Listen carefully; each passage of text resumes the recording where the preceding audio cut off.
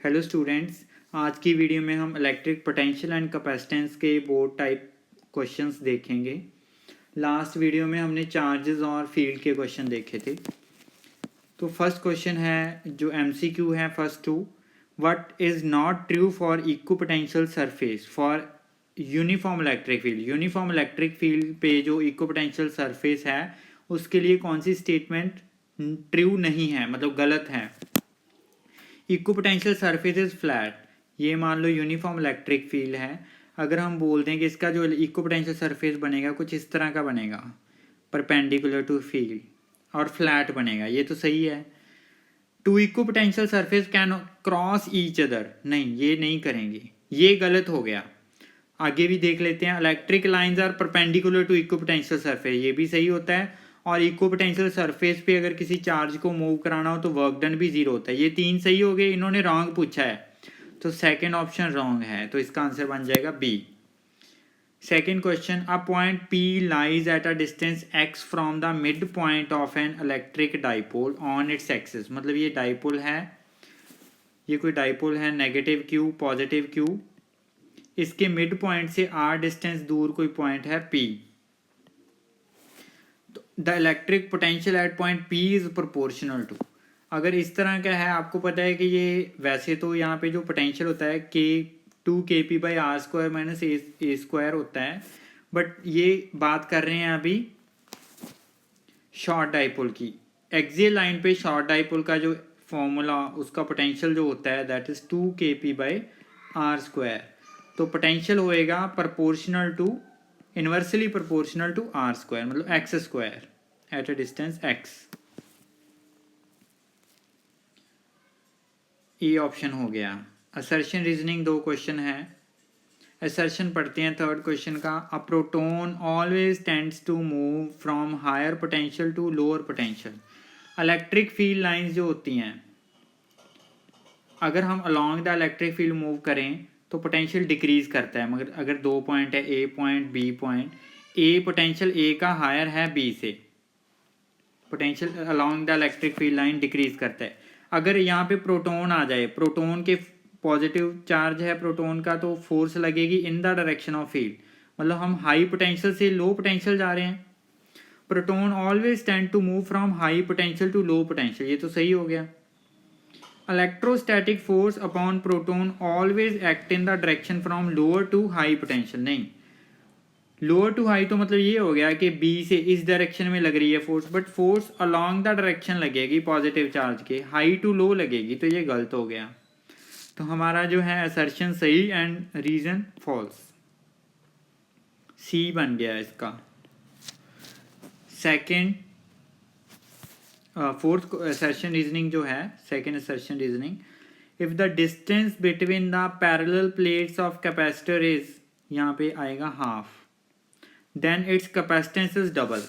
Distance half, parallel plate capacitor की capacitance होती है एप्सिलॉन नॉट A/d, अगर डिस्टेंस हाफ कर दें d/2 तो वो 2 ऊपर आ जाएगा, तो कैपेसिटेंस डबल होगी, ये तो सही हो गया। The capacitance depends upon introducing dielectric, yes, अगर कोई डाइलेक्ट्रिक इंसर्ट कर दें K तो K टाइम्स हो जाती है कैपेसिटेंस फुली फिल्ड। और ये आपस में इनका कोई लिंक नहीं बन रहा, दोनों ही ट्रू हैं, both A and B are true, and ये आपस में कोई एक्सप्लेन नहीं कर रहा रीजन असर्शन को, तो ये बी ऑप्शन बन गया। वेरी शॉर्ट टाइप क्वेश्चंस हैं।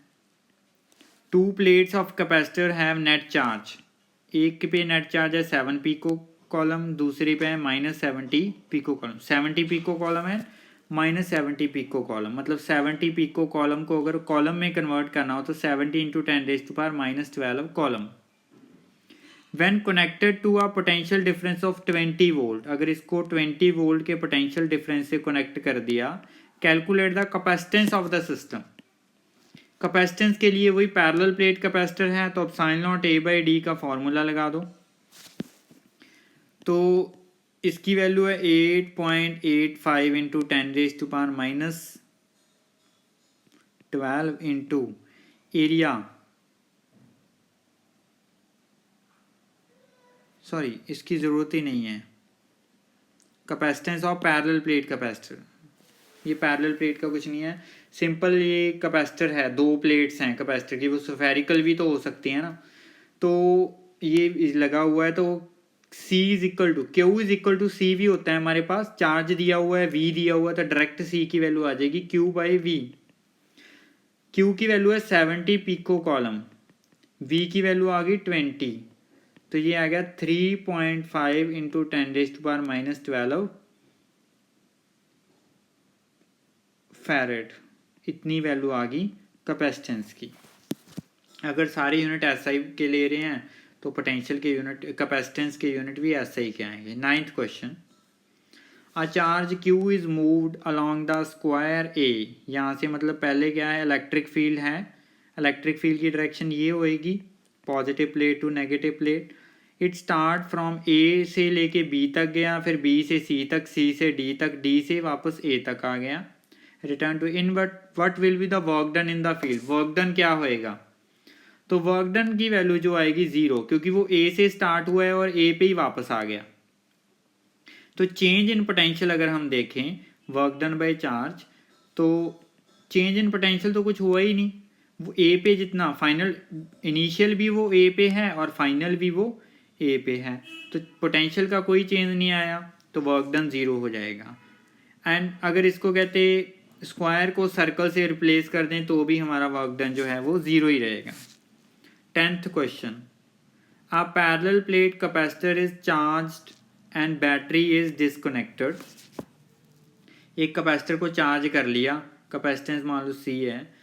Now if the plates are pulled apart, अगर इसकी प्लेट्स पहले इतने डिस्टेंस पे थी, अब प्लेट्स को दूर दूर कर दिया, how the energy stored in it will change. देखो अगर मतलब डिस्टेंस हम बढ़ा रहे हैं, डिस्टेंस की वैल्यू इंक्रीज कर रहे हैं, तो कैपेसिटेंस की वैल्यू चेंज होएगी। अगर मान लो ये एक पॉजिटिव चार्ज प्लेट थी, नेगेटिव चार्ज प्लेट थी, पहले डिस्टेंस C की वैल्यू होएगी ε0A/d।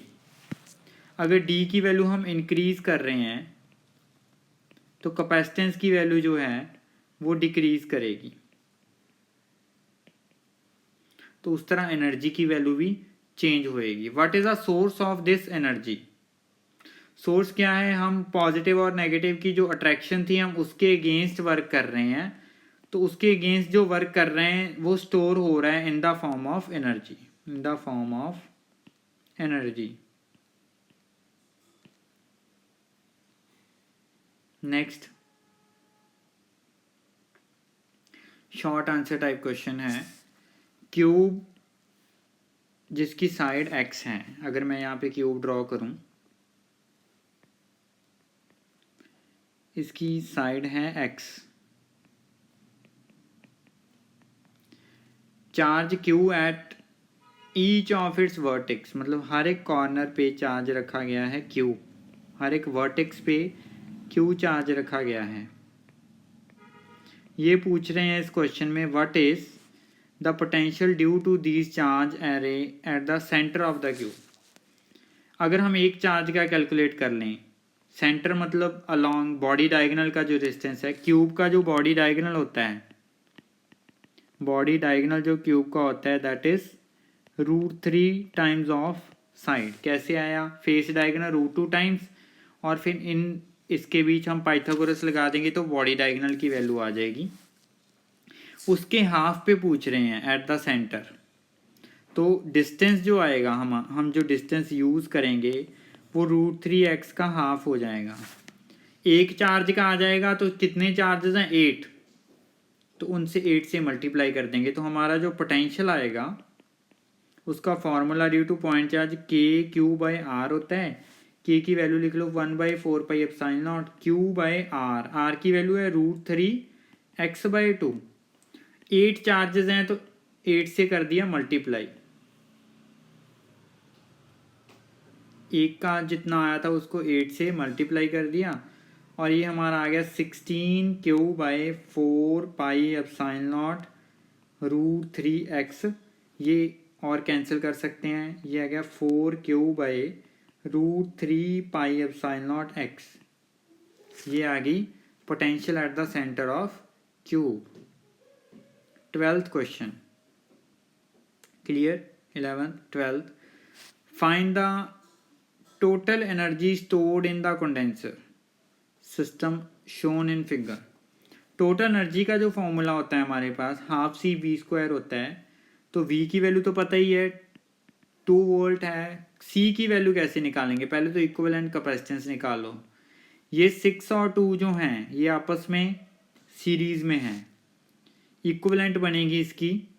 अगर मैं यहाँ पे 2 पॉइंट लिख लूँ ए बी, कैपेसिटेंस जो ए बी के क्रॉस बनेगी वो 6 और 3 का सीरीज मतलब प्रोडक्ट बाय सम, ये आएगा 18/9 मतलब 2 माइक्रोफैरेड।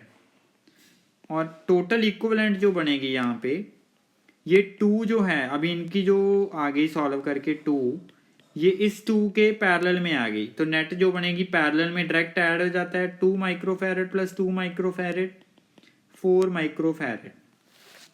तो एनर्जी की वैल्यू आएगी हाफ इंटू सी की वैल्यू कितनी है 4 माइक्रोफैरेड, कन्वर्ट कर दिया -6 लगा दिया। वी की वैल्यू 2 है तो उसका स्क्वायर किया तो 4 आ गया। तो हमारी जो एनर्जी आएगी 8 इंटू 10⁻⁻6 जाउल या 8 माइक्रोजाउल, 8 माइक्रोजाउल, ये हमारी एनर्जी आ गई। 13th question, a parallel plate capacitor A of capacitance C, कोई ए कैपेसिटर था जिसकी कैपेसिटेंस थी C, charge to a battery to voltage V, voltage तक इसको चार्ज कर लिया। बैटरी डिस्कनेक्ट करके इस कैपेसिटर को हमने किसी अनचार्ज कैपेसिटर से कनेक्ट कर दिया and an uncharged capacitor B of capacitance 2C is connected across A, इसकी कैपेसिटेंस 2C है, इसको लगा दिया। पहले इसके पास C इसकी कैपेसिटेंस थी, V वोल्टेज थी, Q चार्ज होएगा, तो ये B कैपेसिटर आ गया हमारा। Find the ratio of the charge on A and B. देखो ए कैपेसिटर और बी कैपेसिटेंस, ए की कैपेसिटेंस C है और B की कैपेसिटेंस 2C है, ये ए वाला कैपेसिटर है उसकी कैपेसिटेंस C है। अभी ये दोनों अगर मैं यहाँ पे 2 पॉइंट्स बना दूँ, ये दोनों कैपेसिटर्स अभी पैरेलल में लगे हुए हैं, तो वोल्टेज जो है इन दोनों के क्रॉस आ जाएगी सेम। चार्ज की रेशियो कैसे आएगी? Q इज इक्वल टू सी भी होता है, V तो सेम है, तो Q डिवाइड हो जाएगा in the ratio of capacitance. Capacitance की रेशियो है C और 2C मतलब 1:2, तो चार्ज भी 1:2 के अकॉर्डिंग डिवाइड हो जाएगा।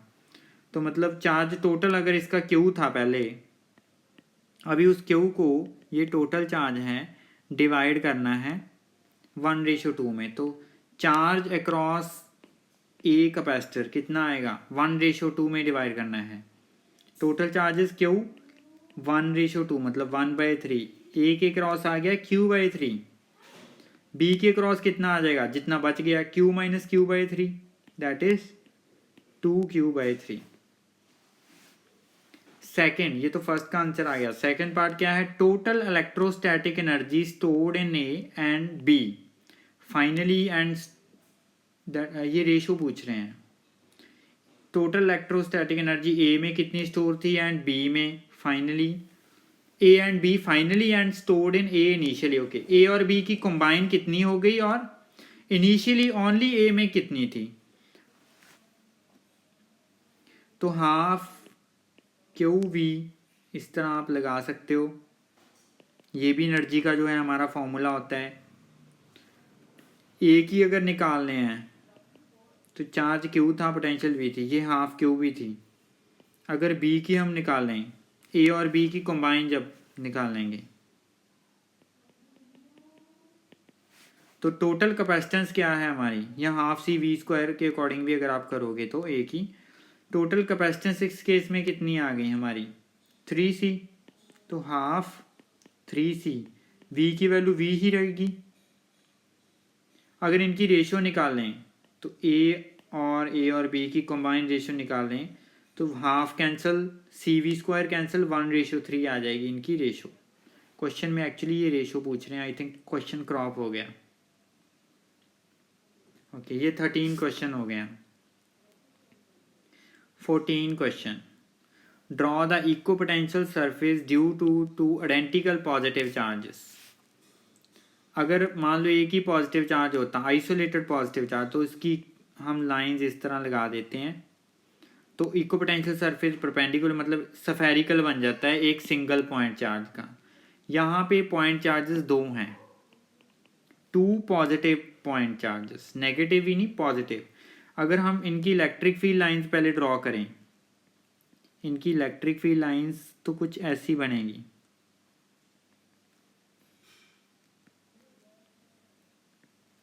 ये होगी इनकी इलेक्ट्रिक फील्ड लाइंस। अगर इलेक्ट्रिक फील्ड लाइंस का ड्रॉ करना आपको नहीं आता तो आप इसकी भी हमारे जो प्लेलिस्ट में जाके जो चार्ज एंड इलेक्ट्रिक फील्ड वाली वीडियो है उसमें देख सकते हो। ये तो इलेक्ट्रिक फील्ड लाइंस आ गई। अभी इक्विपोटेंशियल सरफेस कैसे बनेगा? एक चार्ज का स्फीयर बनना चाहिए था, तो ऐसे स्फीयर बन गया। Equipotential surface strike perpendicular to these lines, perpendicularly strike कर रहा है। अभी दूसरे का भी स्फीयर ही बनना था, पर बीच में कुछ चेंज आ गया, अभी दो हो गए ना, तो इस तरह ये हो जाएगा। और ये अलग से इनका बना दो, इस तरह कॉन्सेंट्रिक सर्कल्स बना दो, थोड़ा प्रॉपर बनाओगे तो बनेगा। ये हमारे डॉटेड वाले आ गया इक्विपोटेंशियल सरफेस, ये दोनों चार्जेस का कंबाइन आ गया। सेकंड, ये तो फर्स्ट का आंसर हो गया। Second, in a parallel plate capacitor of capacitance C, a metal sheet is inserted between the plates parallel to them। मान लो ये प्लेट थी, पैरेलल प्लेट, इसकी कैपेसिटेंस C थी, इसमें एक मेटल की शीट इंसर्ट कर दी इस तरह, डाइलेक्ट्रिक नहीं मेटल की sheet, parallel to them if the thickness of the sheet is half of the separation between them. अगर ये टोटल D थी तो thickness of this is D/2। What will be the value of capacitance? अभी new value क्या आएगी? ये है metal sheet. अगर हम डाइलेक्ट्रिक कोई भी इंसर्ट करते थे तो हमारी जो कैपेसिटेंस का फॉर्मूला होता था that is epsilon not a. पहले जब कुछ भी नहीं है प्लेट्स में तो कैपेसिटेंस हमारी एप्सिलॉन नॉट A/D है। अभी जब न्यू कैपेसिटेंस आएगी epsilon not A/D minus T 1 + 1/K, ये हमारा फॉर्मूला होता है। अगर ये कोई डाइलेक्ट्रिक होता तो उसके लिए डाइलेक्ट्रिक कांस्टेंट की वैल्यू होती, बट डाइलेक्ट्रिक की वैल्यू फॉर मेटल शीट कितनी होती है? फॉर मेटल शीट इसकी वैल्यू होती है इनफाइनाइट। तो ये 1/K जो है 1/इनफाइनाइट, इसकी वैल्यू 0 बन जाएगी। तो ये हमारे पास बना epsilon not A/D minus T की वैल्यू, T थिकनेस, जो चीज़ हम इंसर्ट कर रहे हैं दैट इज D/2, और ये 1 एज इट इज रह गया, दूसरी चीज़ तो 0 हो गई। ये बन गया एप्सिलॉन नॉट A/D/2, मतलब 2 ऊपर आ गया, 2 एप्सिलॉन नॉट A/D। ओरिजिनल थी एप्सिलॉन नॉट A/D C, तो अभी कितनी हो गई? 2C। New capacitance is 2C। ये ध्यान रखना है। अगर कोई डाइलेक्ट्रिक पाया इन्होंने इंसर्ट किया होता तो उसके लिए K की कुछ ना कुछ वैल्यू होती है। अगर मेटल शीट है तो ये आपने खुद से ही जज करना है। मेटल के लिए जो हम डाइलेक्ट्रिक कांस्टेंट की वैल्यू इनफाइनाइट यूज करेंगे। Next 15 question, obtain an expression for the potential due to an axial dipole of dipole moment P at point R on axial line. मतलब एक्सियल लाइन पे potential है negative charge positive charge. अगर हम dipole ले रहे हैं तो distance centre से इस चार्ज का A और इस चार्ज का भी A, और जो पॉइंट है सेंटर से कितना दूर है? R point. ये P पॉइंट पे आपने पोटेंशियल पता करना है। तो अगर पोटेंशियल ऑफ नेगेटिव चार्ज हम देखें, नेट पोटेंशियल हमारा ऐड हो जाएगा जितना नेगेटिव का उतना पॉजिटिव का, क्योंकि पोटेंशियल एक स्केलर क्वांटिटी है तो कोई डायरेक्शन वगैरह मैटर नहीं करेगी, बस नेगेटिव का पोटेंशियल नेगेटिव, पॉजिटिव चार्ज का पोटेंशियल पॉजिटिव। नेगेटिव चार्ज का अगर पोटेंशियल देखें that is KQ by distance R plus A हो गया, R ये हो गया और A ये हो गया, ये नेगेटिव का आ गया नेगेटिव चार्ज का। पॉजिटिव चार्ज से डिस्टेंस ये टोटल R है और A माइनस, मतलब ये डिस्टेंस हो गया R माइनस A। तो k q by r minus a. Net potential जो बनेगा हमारा, इनको ऐड कर दो, के क्यू कॉमन कर लो, ये आ गया -1/r प्लस ए और r माइनस ए। ये एलसीएम ले लिया हमने, r प्लस ए r माइनस ए, एलसीएम ले लिया। अगर यहाँ पे हम इसको मल्टीप्लाई करेंगे तो ये नेगेटिव साइन, इनके साइन चेंज कर देगा, ये बनेगा -r प्लस ए, और इसको यहाँ पे कर दो पॉजिटिव r प्लस ए। तो इसकी वैल्यू आएगी के क्यू, r से r cancel, 2a by r square minus A square.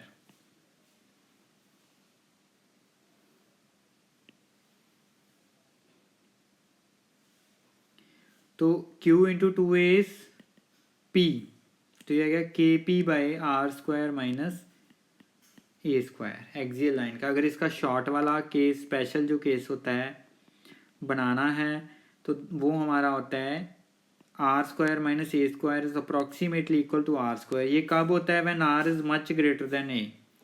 तो वहाँ पे जो पोटेंशियल बनेगा K P by R square. I think starting में मैंने 2 के पी बाई आर स्क्वायर बोल दिया था, वो थोड़ा इलेक्ट्रिक फील्ड का हो जाता है, वहाँ पे 2 आ जाता है।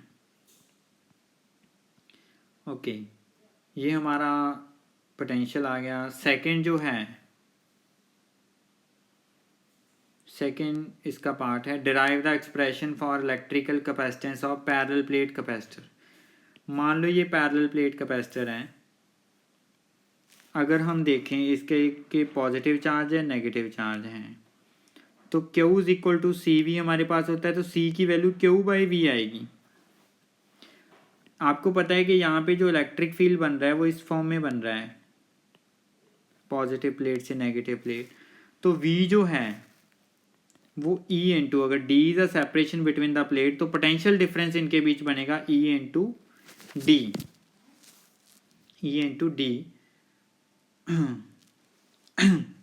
ये पोटेंशियल डिफरेंस बनेगा, और इनके बीच इसका अगर हम टोटल इलेक्ट्रिक फील्ड निकालें एक पॉजिटिव चार्ज प्लेट का, वो sine sigma by 2 sine naught होता है। Sigma is surface charge density, मतलब charge per unit area, Q by A. तो हम देखें तो इनके बीच इसका बनेगा इस डायरेक्शन में sigma by 2 sine naught, negative का टुवार्ड द चार्ज, तो नेट जो फील्ड बनेगा इनका यहाँ बीच वाले पॉइंट में, वो बनेगा sigma by 2 sine naught plus sigma by 2 sine naught, वो बनेगा सिग्मा बाई अपसाइन नॉट। तो इसकी वैल्यू आएगी sigma by epsilon naught D. Sigma की वैल्यू पुट कर दो Q by A epsilon naught D, यहाँ पे पुट कर दो, put in equation number 1, put in equation number 1। तो C की वैल्यू आएगी Q by V, Q by charge small q लिख रहे हैं तो आप भी स्मॉल q ही लिखो। V की वैल्यू है Q D by A epsilon not, Q cancel हो गया, तो C की वैल्यू आएगी epsilon not A by D। तो मतलब capacitance of parallel plate capacitor depends upon area, depends upon the distance between the plates, but does not depend upon the charge on the plate.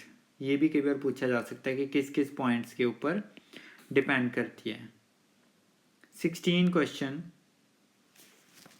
Obtain and 15 ये हो गया, 15 तो हो गया हमारा। 16 state the significance of negative value of electrostatic potential energy of a system of charges.